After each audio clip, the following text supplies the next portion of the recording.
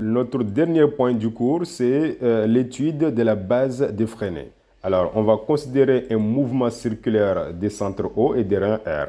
Alors, choisissons un point matériel ici, donc ayant comme vitesse V, d'accord?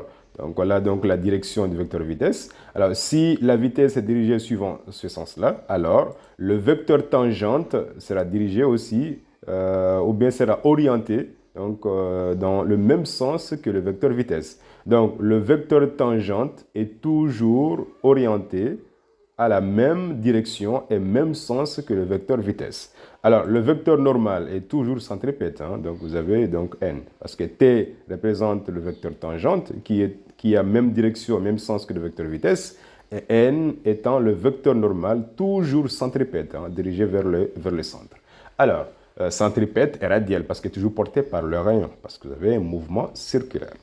Alors, le vecteur t et le vecteur n sont deux vecteurs unitaires, hein, savoir. Alors, on peut maintenant donc ici présenter l'accélération du point matériel dans la base de Freinet.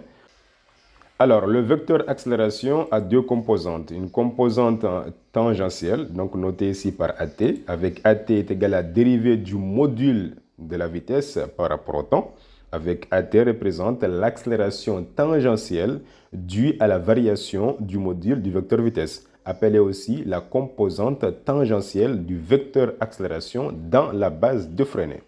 Alors, nous avons maintenant aussi la composante normale. Donc, la composante normale, elle est donnée par cette relation. Donc, AN est égal à V au carré sur le rayon de la trajectoire circulaire. Donc, vous avez R, qui est une constante, hein, bien sûr. Donc, V au carré. Donc, AN est égal à V au carré par rapport à R. Donc, AN étant la composante normale, ou appelée aussi accélération normale due au changement de direction du vecteur vitesse. Alors, à ce moment-là, dans la base de Freinet, nous avons comme vecteur unitaire t et n. On y est. Alors, ce vecteur accélération A dans la base de Freinet s'écrit comme suit. Donc, vous avez A est égal à AT, la tangente portée par le vecteur tangente, plus l'accélération normale portée par le vecteur normal. Alors, on sait que AT est égal à la dérivée de la vitesse par rapport au temps portée par le vecteur t, plus AN qui est égal à V au carré sur R porté par le vecteur N. Démontrer qu'un mouvement circulaire uniforme revient tout simplement à démontrer que le vecteur accélération est égal à AN porté par le vecteur normal.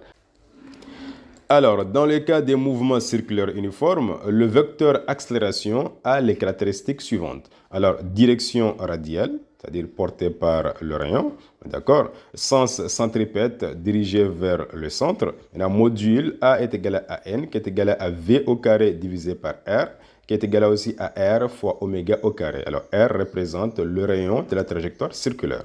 On y est.